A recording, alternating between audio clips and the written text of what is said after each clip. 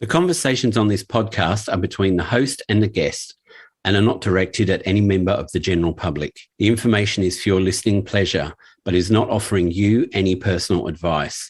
If you have heard something that you feel may be relevant to yourself, please visit your medical practitioner or mental health provider.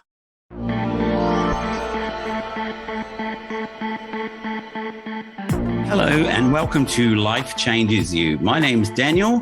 Hope you've had a good week again and hope you've been enjoying the podcast. We've had loads of great guests. I won't go through the list, but most of you know who's been played over the last few weeks because you're always emailing or messaging me on Instagram. Today I have someone, and look, every week, I realised this today while I was thinking about it, I say I have a special guest for you. I guess everybody is a special guest because everybody has a different story to tell and a different life experience and how their life has changed. But today I have Quint Boa, who has a creative agency called Shoot You that works with 10 of the Fortune 500 companies doing animations. He is also a psychotherapist working with addiction and anxiety. And he has links to Marion Woodman and Fraser Boa. Some of you might know who they are, who were Jungian analysts and authors. And on top of this, his father was an actor in Star Wars and Fawlty Towers. But it's all about Quint today. So hello, Quint. How are you? Morning, Daniel. I'm fine, thanks. How are you? Yeah, good. It's great to have you. And we've been trying to tee this up for a little while. So it's great to actually meet you and be able to have a chat. Yeah, it's really good. I've been following your podcast, and I think it's absolutely fantastic the work you're doing. It's really great to be a part of it. Oh, brilliant! I'll use that in the advertising reel. Yeah, absolutely. Well, it's a glorious day in London. It's going to be up to 80 degrees in London. So a little bit of Australia's in Kingston, which is great. Wow, where's Kingston? Is that in London? Yeah, it's about 8 miles from Piccadilly, if you like, as the crow flies. Okay. Greater London, but yeah. Well, so we've got lots to talk about today because you've done lots of different things and you've had different things happen to you. Would you like to actually tell us a little bit about your business first? Yeah, yes, I can tell you about Shoot You. I mean, back in the year 2000, it wasn't possible to edit video on computers, and then it was. Then you could get a computer which could edit video. So you go and shoot the video on a mini DV camera, a mini DV tape, and you'd edit it on a computer using Premiere 1.0 as a piece of software. And then what we do is we give it to the client on a VHS tape, or then we gave it to the client on a CD-ROM, and then we gave it to a client on a DVD. And then in 2007, mobile phones came out, and internet started to really get going, and people wanted it video on for use on the internet. So we started doing that, and our client base grew from PR companies, and we started getting involved in every area, really: construction, IT, healthcare, and the financial sector. And then around 2011, 2012, animation became possible to do animation. So we started to produce animation for corporate communications as well. And that grew and grew and is now probably as big a part of our offering to companies as video. And we've grown from myself and my business partner, Matt, into what was my daughter's bedroom in the year 2000 to a company that's now got 4 offices in London, Amsterdam, New York, and Los Angeles. Wow. And yeah, we work with key suppliers to 10 of the world's top companies, JP Morgan, Honeywell, HP, and so forth. But it's all business communication, and video and animation is what we do mostly. We're also sort of go off into virtual reality, augmented reality, electronic brochures, things like that. Wow. But yeah, that's what happened with the company. But all of that's woven into my own sort of personal sort of struggles with alcohol and with animation as a communications resource. But yeah, I mean, before that, my father was an actor, as you mentioned at the top there. So he was his name was Bruce Boa, and he was a physically large American actor. So he was about 6'5". He was a quarterback he was a coach for the Calgary Stampeders. So he arrived in London drunk on a boat back in the early 60s. And he started working as an actor in films for the next sort of 20 years. So yes, he got into Star Wars. He was Lieutenant Raikkonen in Star Wars, Empire Strikes Back, sorry. He was in Full Metal Jacket. He did Fawlty Towers. He was the American who wanted a Waldorf salad in Fawlty Towers. And as a result of, and a lot more besides, I mean, he's an Octopussy and lots of things. If you wanted an American general or you wanted a CIA agent, there was only about 3 or 4 physically large Americans in London at that time. Yeah. And the same with commercials as well. So he did commercials for Samarit cigarettes and for Double Diamond beer and ski yogurt and Wow. various. So yeah, I mean, and the thing about it was that every time he did a day's work, he was paid 3,000 quid. And of course, a house in those years was about 12,000 quid. So you only had to do 1 or 2 days work a year. And he was still earning more than most people. Yeah, exactly. Yeah. Yeah. So I mean, that's how I went into the industry, doing film extra work and then acting and then presenting and then voiceovers. And because I could do an American accent as well. And then I achieved a sort of modicum of success. I got nominated for a BAFTA. Wow. Yeah. I just want to say, though, that it must be a really great thing. I mean, because Fawlty Towers is one of those comedies that will go on for another 100 years at least. And it must be nice to have your dad in, I think, one of the best episodes. Yeah, I'm of the generation, I mean, where I can switch on the TV at the oddest times, and there is my father, aged, I think, 46, on the screen. It's quite disconcerting. And you think that people of my generation, or our generation, who had actors for parents, they're never going to go away. They're always going to be, pickled in aspect. They're always going to be there. Yeah. And that line, apple, celery, walnuts, grapes, is something that is always going to be out there. It's a funny thing. It's neck and neck between. Just before Bruce died, he wanted to go and see Everest, so we went to Kathmandu, and people would recognize him, and they'd recognize him either from Empire Strikes Back or they'd recognize him from Fawlty Towers. But you could see them looking, going, and then they'd say, "Oh, apple, celery, walnuts, grapes." You get in the middle of Kathmandu, right? And he's like, "What the hell?" It's funny. Look, in the studio with the guys I work with intellectual disability, there's one guy here who is a Star Wars fanatic. And when I was reading through some of your notes today, I read Star Wars and I said, "Hey, look, this guy, his dad was in Star Wars." "Oh, who?" So we looked it up and he went, "I know him," meaning that he knew the character. So he was really, really excited. Yeah, well, to the end, right at the end of his life, Bruce had Parkinson's and he had cancer.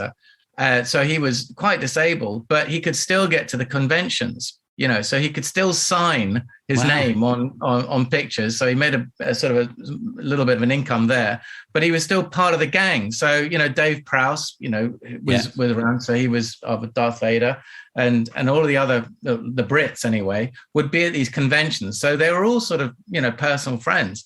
Who we sort of hung out with. And that was such an amazing time, because when Star Wars was made, no one knew it was going to do what it did. I mean, it was the first of the major blockbusters. It was that and Jaws that summer that went out. And, look, I was 7 at the time and I went to someone's birthday party and we went to see Star Wars and I couldn't believe it. It was just amazing. Yeah. And technically it was a start of Lucasfilm, and that's green screen.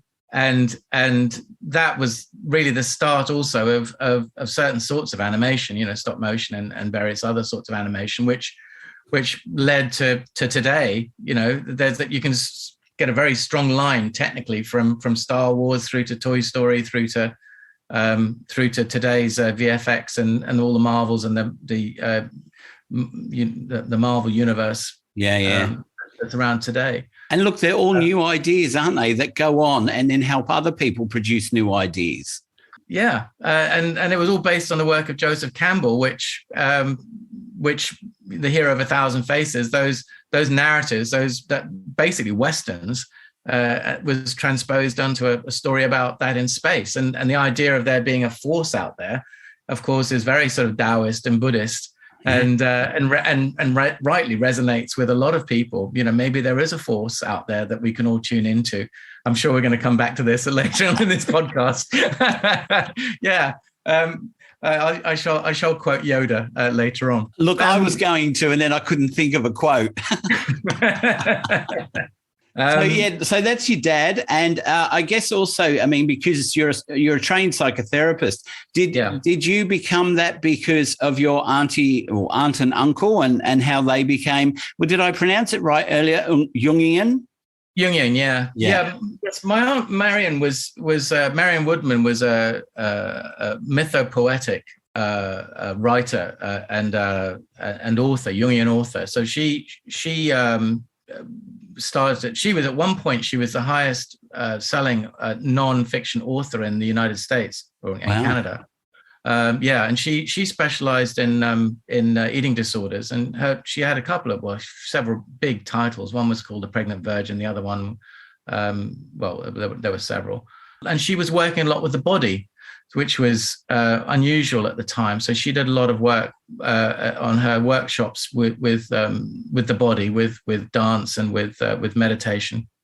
And then my uncle Fraser, he was a Jungian analyst, and he was very connected with a woman called Mary Louise von Franz, and he did a series of films called The Way of the Dream, because Jungian analytic psychology is all about symbolism and individuation and the dark side of the shadow side of human personalities, and so both Marion and Fraser were really wrapped up in that.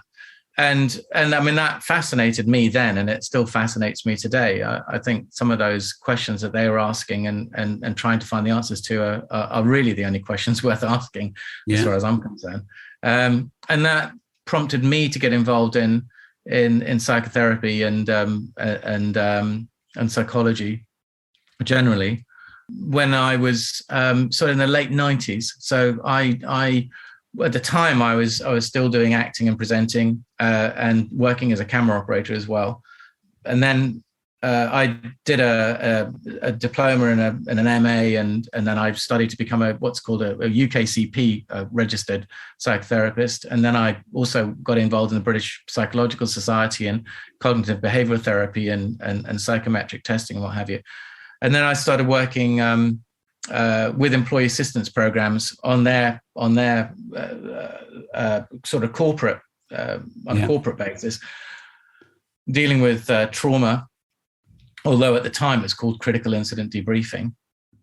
And then I set up my own private practice. But then what happened was I set up Shoot You, and Shoot You took up, and I also had kids as well. Yeah. And that really took up all of my time. And it was really only until the pandemic that I started to think, well, hang on, we're doing these animations for Fortune 500 companies to put another sort of, $500 million on their bottom line. Why don't we use animation to look at mental health? Because no one can get to a therapist, no one can get to an AA meeting. The National Health Service is, in this country anyway, is completely overburdened with people who are suffering from addiction or stress or depression or some domestic violence. The people really on the receiving end of this are kids, children and young adults. Yeah. And I thought, well, let's do an animation that addresses some of these issues, because there didn't seem to be anything online at the time. We're going only back about 24 months that dealt with, for example, anger or dealt with depression. What animations there were outdated. What animations there were normally promoting a service. So if you've got a problem with depression, dial 0800 595 and we'll sort it out. And there's no free resource out there that people could look at. And bearing in mind that I would say a large part of the problem with addiction or with stress or anxiety is that feeling of being out of control, of not understanding of feeling overwhelmed, of not being able to understand why you feel that way, and not gaining access to being able to gain access to professional services to help you understand it. And there's no way you're going to pick up a series of books to help you understand it, because your head is not in that area where you can actually access it. Yeah. And that's one of the things about animation, is that if you watch an animation, somehow your defenses go down and the information goes in. It sort of bypasses your prefrontal cortex and it goes into the back of your head. And suddenly you're emotionally engaged in something and the information is going in.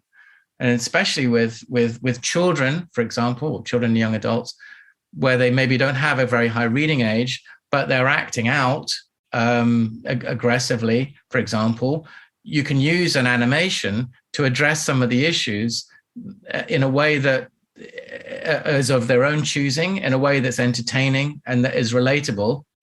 And if there's a healthcare professional sitting with them, you can take the themes of that animation, they've been introduced, and then start working with that. So we produced Understanding Anger with that in mind, and it just took off. I mean, we started an Instagram account in order to promote that animation. It's all free of charge, it's just free to air.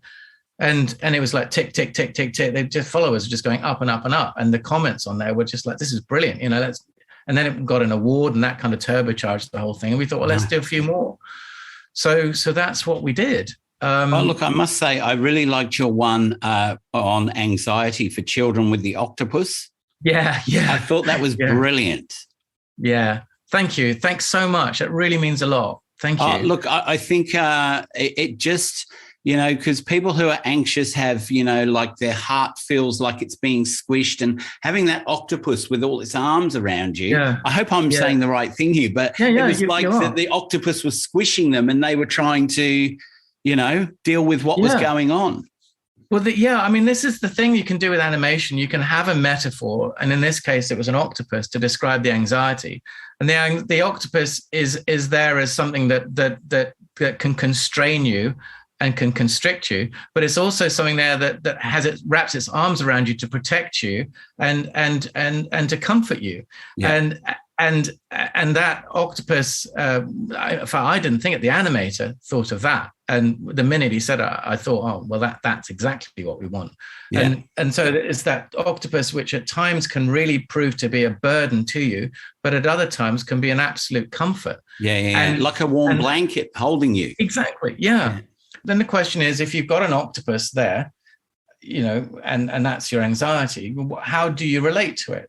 It's a thing that is there with you. You can't dispense with it because, during your childhood, for example, it was fundamental to your feeling safe and being able to look after yourself, because you were, you watchful, you were hypervigilant around, for example, inconsistent parenting.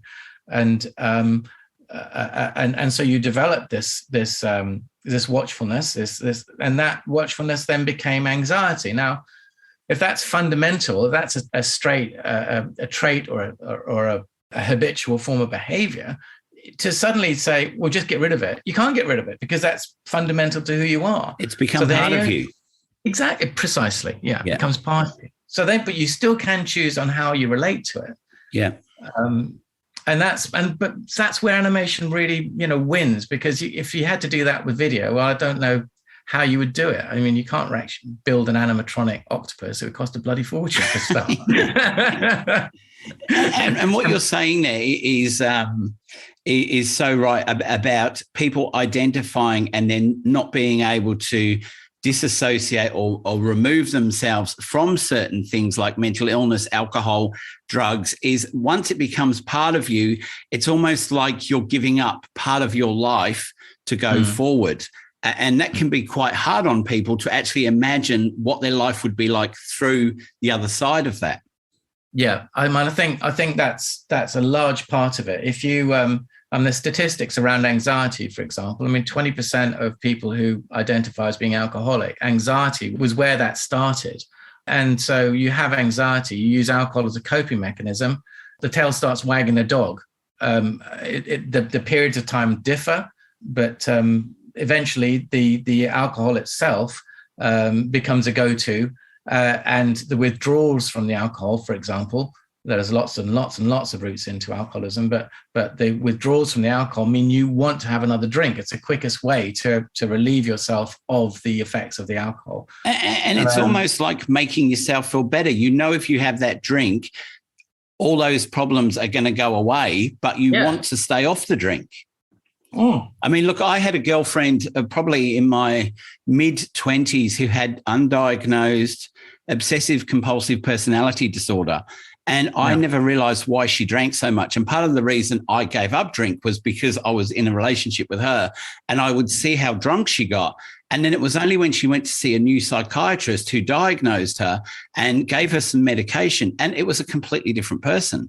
But she was drinking because she didn't know how to handle the way she was. And you're so right. A lot of people who do drugs and alcohol, they're doing it because they either have mental illness like anxiety, depression, some bipolar, some schizophrenia, and it numbs down that actual mental illness so that they can cope with what's going on.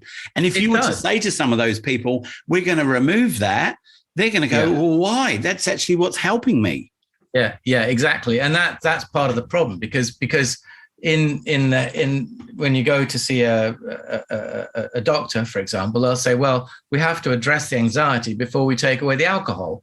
Well, then if you go and see a therapist, they'll say, well, you have to take away the alcohol before we can deal with the anxiety. So you sort of fall in between the two. Yeah. And that's something that you have to deal with every case on its own merits. But that's exactly it, because alcohol does work. It alternates the glutamate and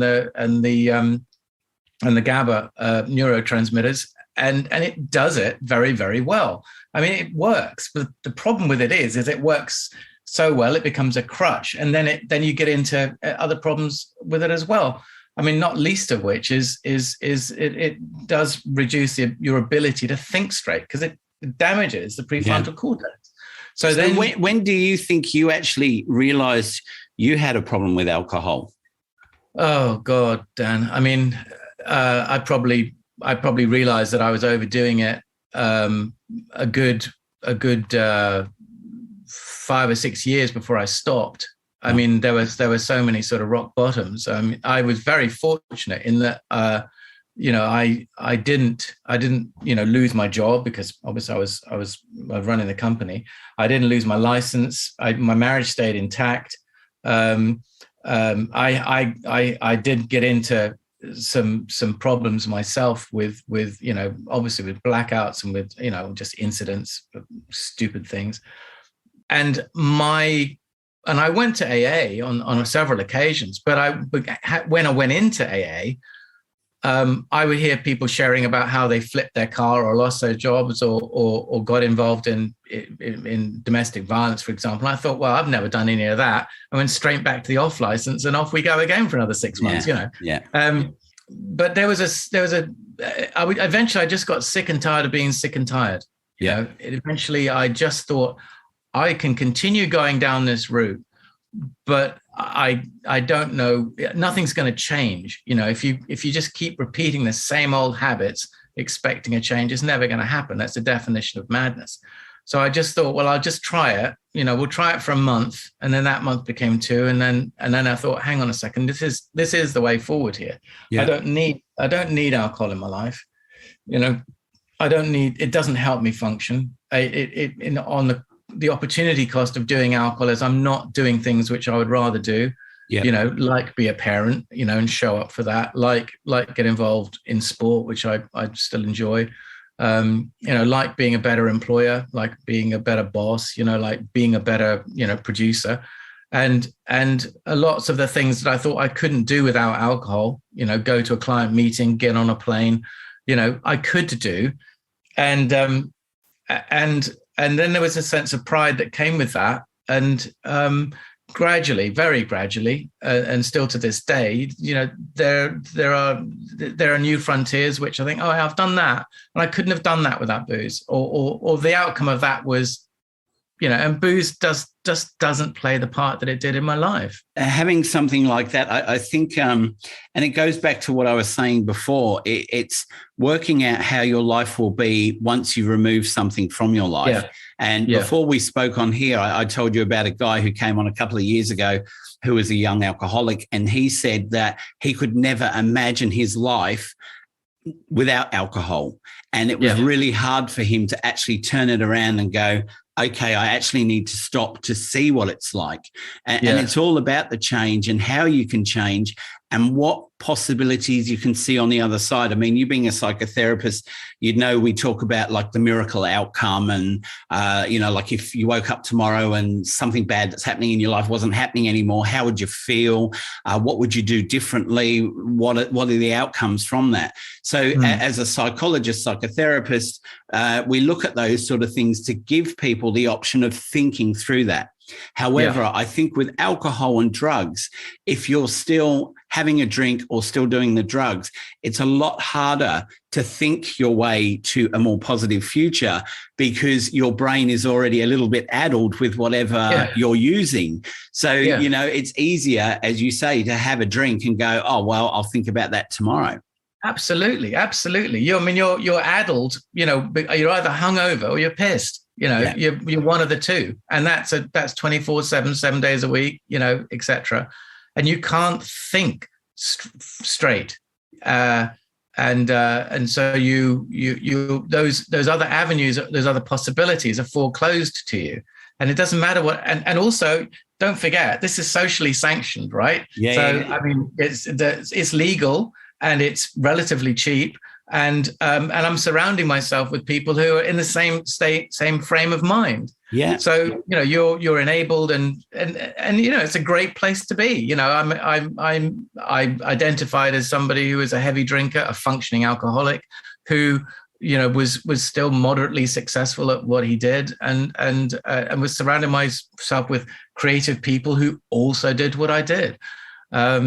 And so putting down the drink meant actually, questioning everything, your social life, your key fundamentals to how you were living. It's very difficult to do. And I guess also some of the relationships that you have, because you would have a few friends, maybe work colleagues, who after work you would go out and have a few drinks with and socialize with.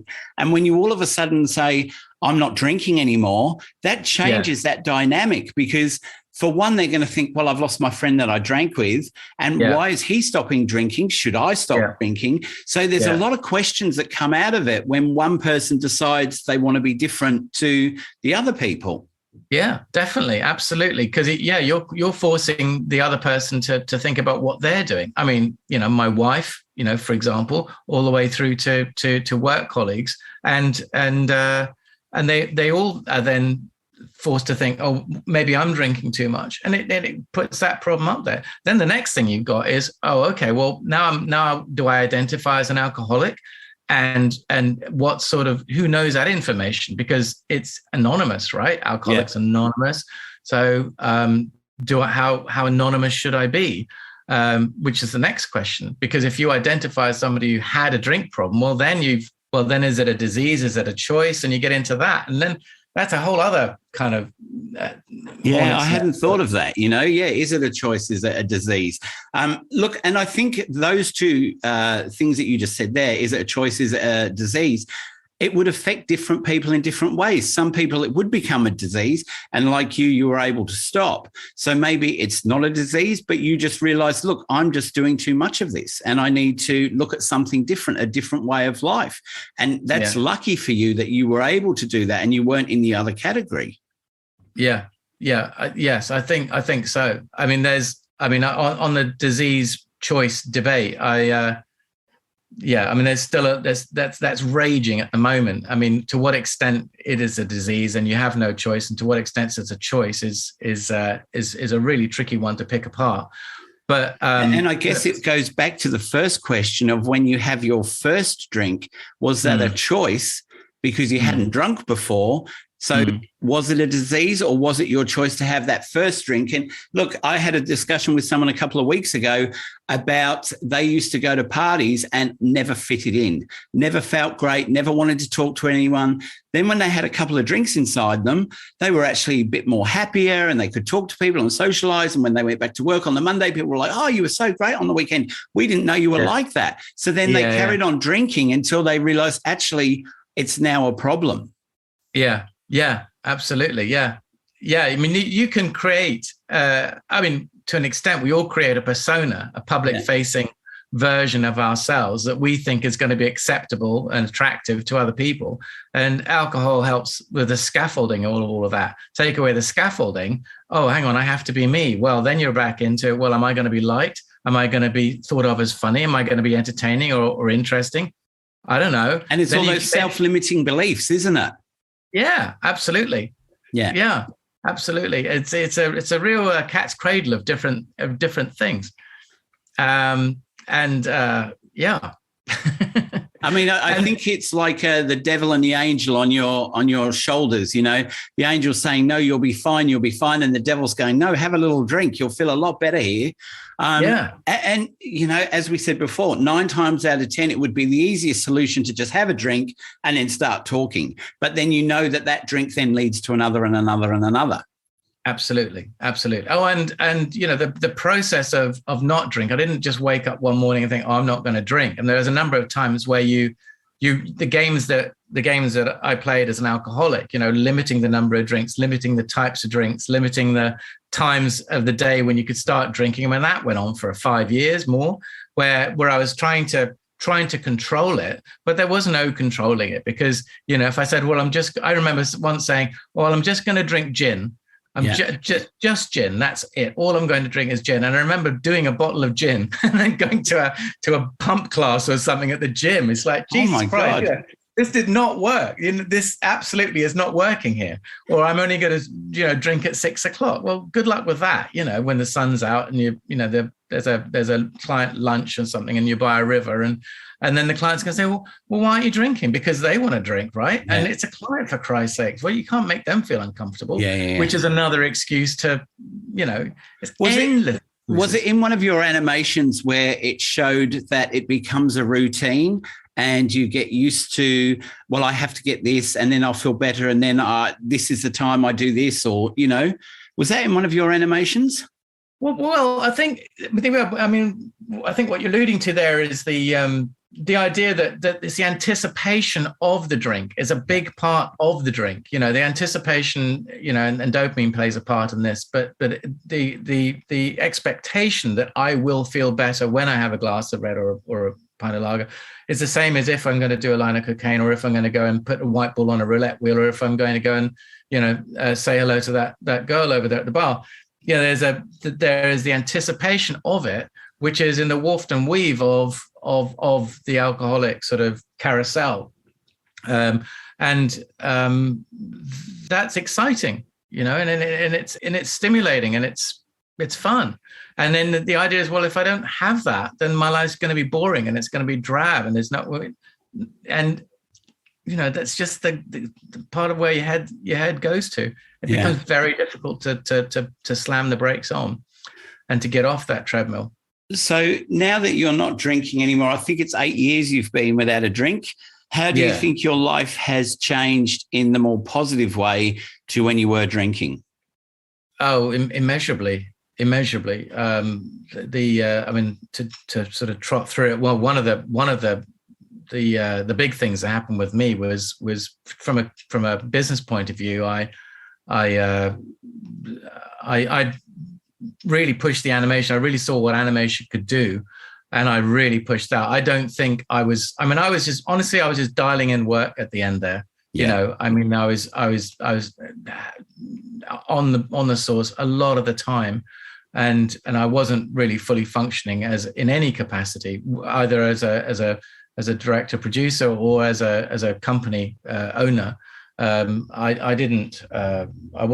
was doing 30% of what I should have been doing.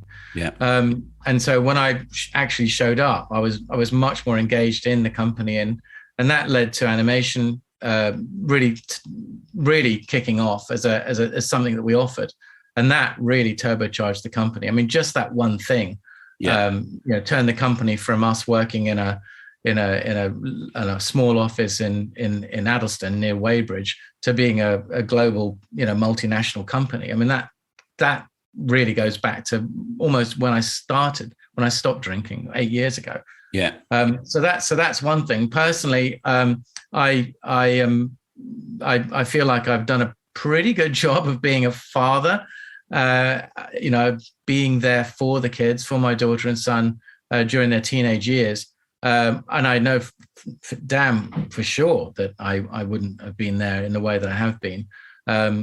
Just practically, it's very difficult, raising kids to be a responsible parent for them and to toe the line, to be a sort of straight edge against which they can measure themselves. If I was drinking, it just would have been a mess, an absolute mess. Can I just ask you then? So, you grew up with your dad who was an alcoholic who drank quite a bit. Do you think that somewhere in your psyche, you thought that it was just acceptable because that's what you'd been modeled when you were growing up? Yeah, I think so. Though I think that there's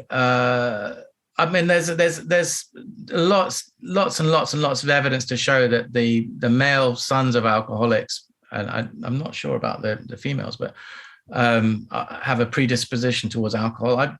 I think I don't know, honestly, Dan. I don't know what part my father played in that, or whether my father's genes played in that, but I think I did become alcoholic, and the problem with it is that when you stop drinking, and this is where AA really comes into its own, when you stop drinking, you find out why you drank in the first place. Yeah. Right. When you put the bottle down, that's when you actually have to come face to face with why you drank in the first place. And those are the things which you have to address. And so, and that's why a room full of like-minded people really come into their own. There's something about, I'm quite a big fan of AA, and I just want to put a caveat on that, because there's lots and lots and lots of different AA groups. My personal group is much more sort of humanistic. I know AA can be very, very God-bothering, for want of a better expression, and I've been to AA groups all over the world. I've seen a lot of different groups. But I guess if someone is struggling with alcohol like you were, if they go to an AA meeting and it's not the fit for them, it doesn't mean that another one in the next suburb is going to be the same. So actually go and try a few, because you'll find one that fits. Yeah, I think absolutely. Yeah, I think the word higher power is used a lot in AA, obviously. And by that, I think certainly the founders, Bill W., and meant God as we understand him, as sort of Christian, sort of Judeo sort of Islamic way, that sort of omniscient, omnipotent being that the sort of the ET in the sky that you have to sort of bow down to. I don't subscribe to that. I think higher power could be, let's take the word God, if we made that an acronym of GOD, just make it a group of drunks, or the great outdoors, or general orderly direction. It's a higher power which you can hook into and use that as a force for good in your own life. And I subscribe to that. And that's helped me a lot in dealing with, some of the issues I had when I stopped drinking, around anxiety and self-confidence and self-worth, validation, those sorts of things, which I needed to address and could address, because there was a general orderly direction. You can acquire the knowledge around it, and you can talk to people about it. And pretty soon you realize that you're not the only one in that boat, that you're actually one of thousands of people who feel the same way. And, the opposite of addiction is connection, I believe. And if you reach out to those people and there's a reciprocal relationship starts happening, and pretty soon what the hell was I doing drinking? What on earth was that all about? Because, it's really is just a part of my life. That chapter is closed, and I've moved on. And my life is richer and more nourishing for it. Because you said earlier that you say that you are an alcoholic, even though you're not drinking anymore. Do you still need to have that label associated with yourself if you're no longer drinking? Yeah, there's something about it. There is something about it. There's a song which I murder on my guitar called "The Beast in Me" by Johnny Cash, which for me is the song, the definitive song on alcoholism. And one of the lines is, "Sometimes it likes to fool me that it's really isn't there. And sometimes it tries to kid me that it's just a teddy bear." There are some times when it can just be a normal day and a normal situation. And like a day like today, I could go along the river and there could be people drinking by the river. And I just think, do you know what would be a really good idea, Quint? It's just to sit down there and have like 10 pints of lager and just reflect on things and think, where the hell did that thought come from? What am I thinking? Suddenly it can become a really attractive option. And it's really strange, Dan, how that is lurking. It's an artifact that is somewhere in my psyche that sometimes it can get, and I hate this word triggered, but it can get triggered. And suddenly you think, oh yeah, it's almost always positive now. It's almost always, I could amplify and I could make this moment really, really count by having a drink. It's not, Christ, I feel depressed, or God, that was upsetting, I think I'm going to have a drink. It's much more on the sort of the positive, I'm really going to make this work now because I'm going to have a is that though just an intrusive thought? Because we all get intrusive thoughts, like stupid things like, I wonder if I drive my car into the traffic, what will happen? But we're never going to do it. But I can see where you're going, that you have this thought, an intrusive thought, and then you actually start to rationalize it in a small way. So I guess, you've answered the question that, yes, you are an alcoholic and you need to realize that it's something that you can never go back to. Well, that was my behavior of choice for 30, 40 years, that it's not gonna, that habitual state, that trait, that go-to is going to be there. It's always going to be around somewhere. But that's the first thought. The second thought is, what on earth are you thinking? Where did that thought come from?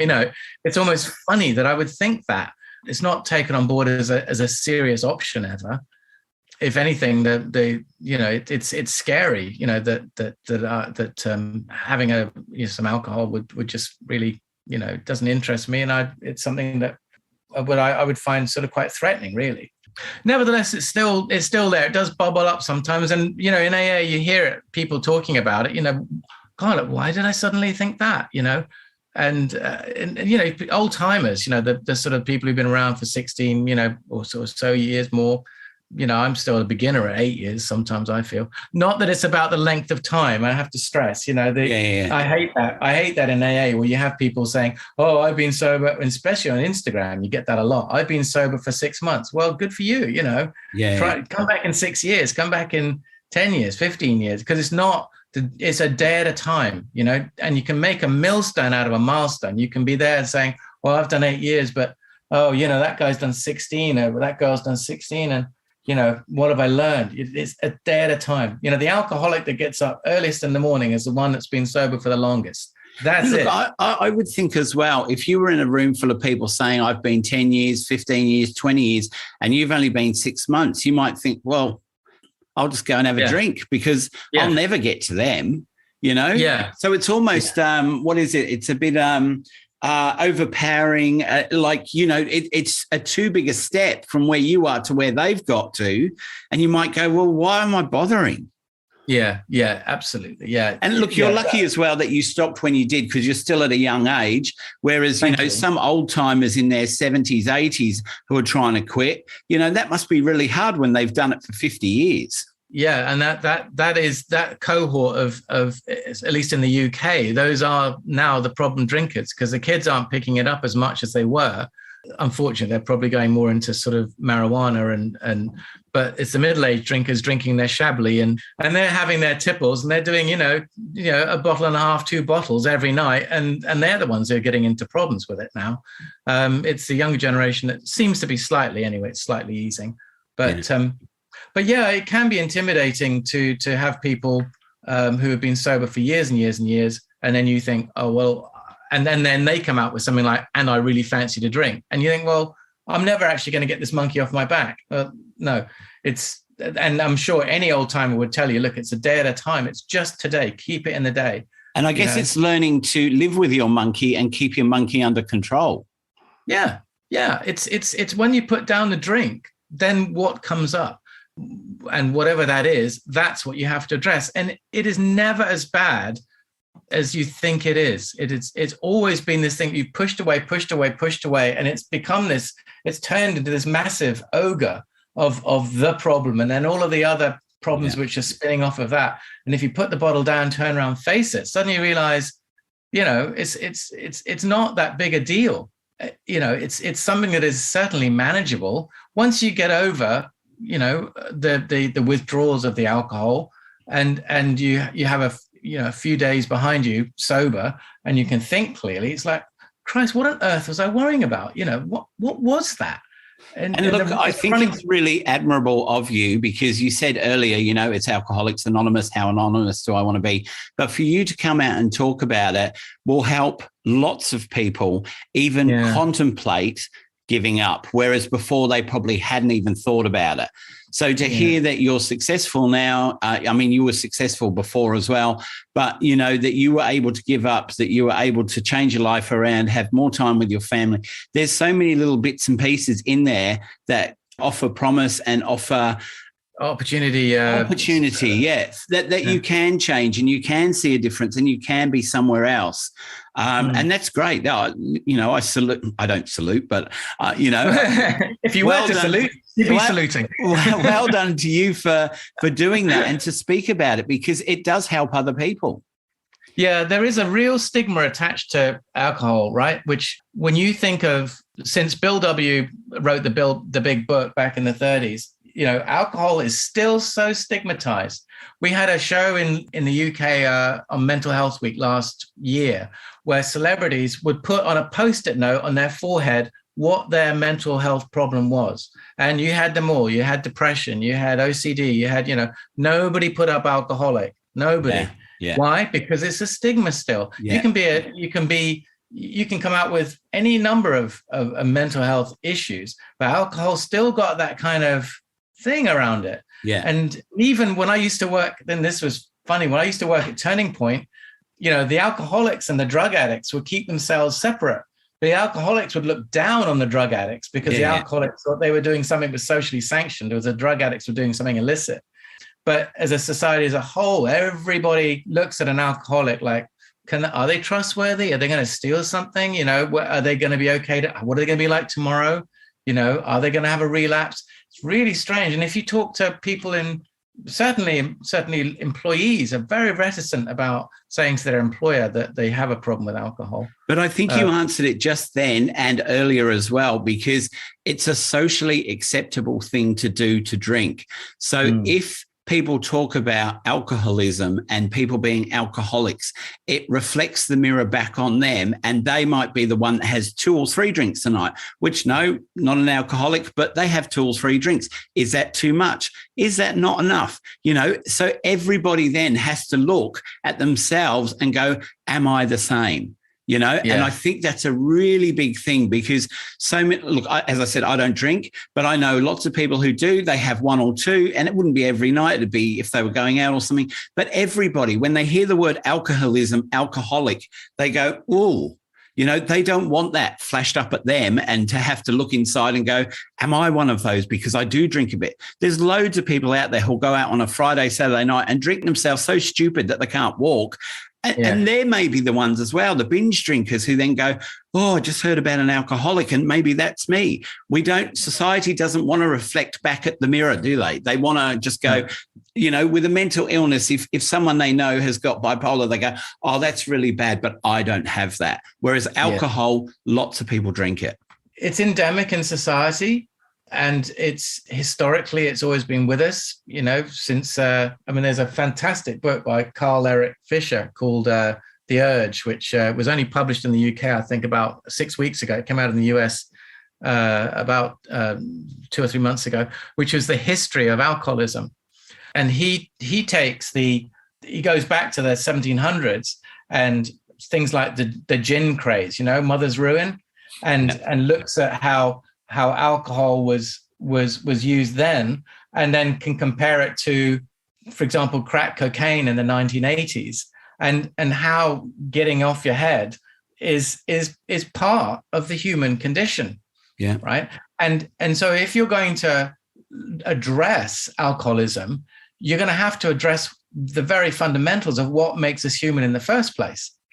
Because how are you going to pick apart one from the other? Yeah. What we want to do is have fun. What we want to do physiologically is get to that sugar, get to that ethanol, because it makes us happy, because it has that response. It reduces the cortisol, it increases the dopamine. It's, and why not do it? If you can do it and it's socially sanctioned and it's relatively inexpensive, go for it. Well, hang on a second. You got a problem there, because if you, for obvious reasons, if you keep going for it, it's the tail's going to start wagging the dog, and you're likely to find yourself in problems with relationships, with the law, with your employer, and everything else. But that's why things like prohibition doesn't work, because it doesn't seem to work anyway, because you stop it, and then people just it just goes underground. You've got the same problem, but now it's illegal. And then it's proven, isn't it, with drug abuse, is that drugs aren't legal, but so many people are buying them and selling them. Yeah.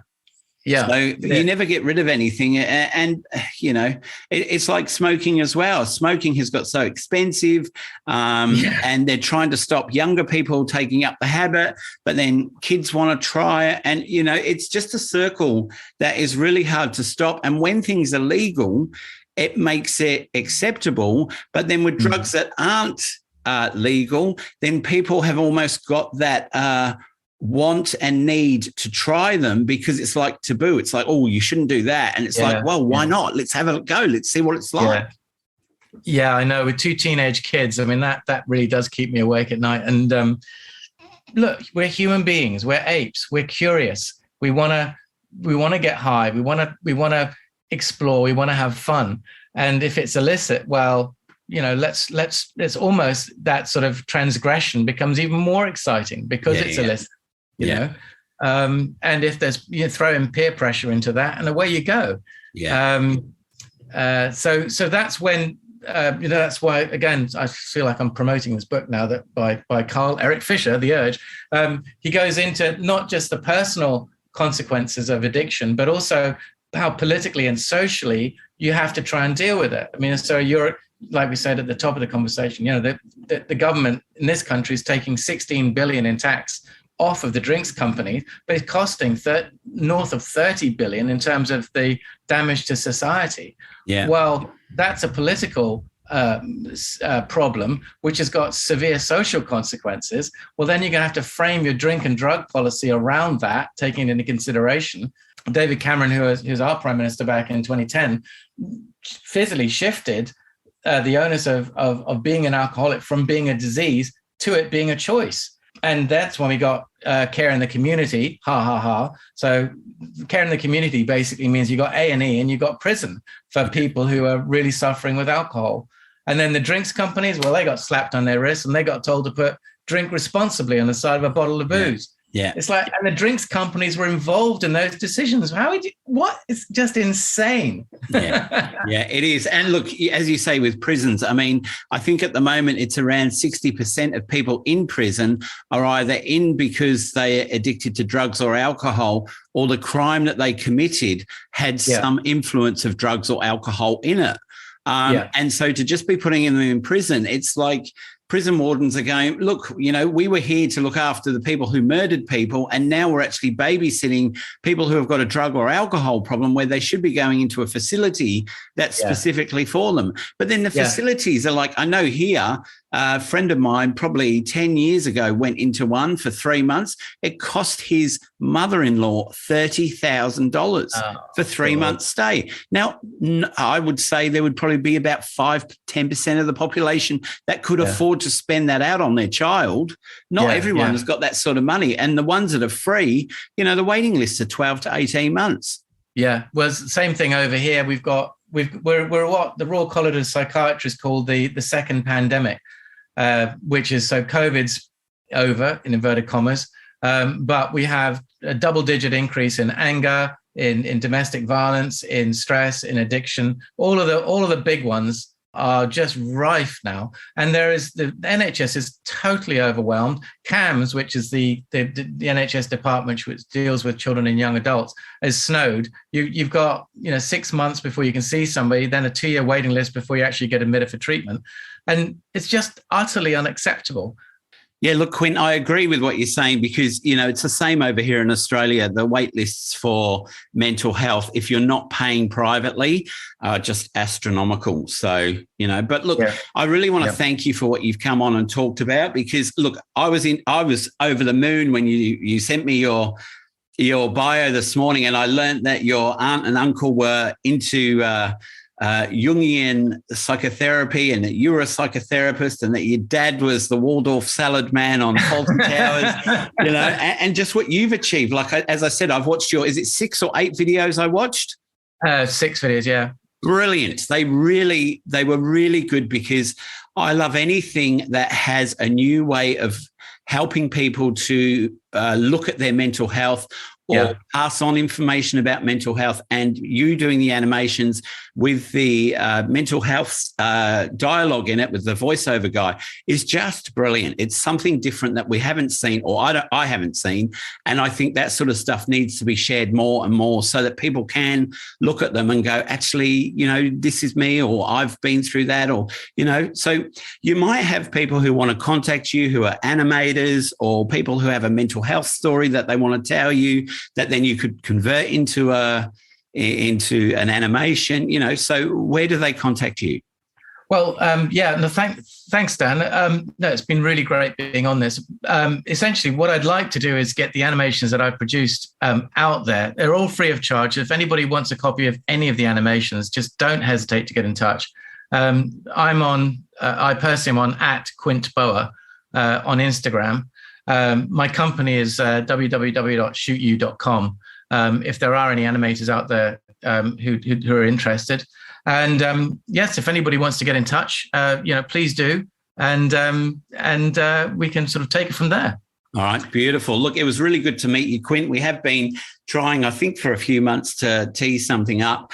It's been a really interesting conversation. I've really enjoyed hearing about your life, hearing about your struggles with alcohol and in changing those things around, that your business is doing so well and you're winning awards for your animations. I mean, as I said, your animations are beautiful, really beautiful. So thank you so much for coming on. Thanks so much, Dan, for meeting you and for a great conversation. It's been really interesting talking to you, and really look forward to working with you in the future. I'm sure we will do. No problems. Yeah. All right. Thank you. Thanks, Dan. Bye-bye. Bye-bye. Bye. Well, that was another episode of Life Changes You. If you want to contact us, we're available on Facebook, Twitter and Instagram. And we also have a website, lifechangesyou.com.au. So until next time, take care of each other and thanks for listening.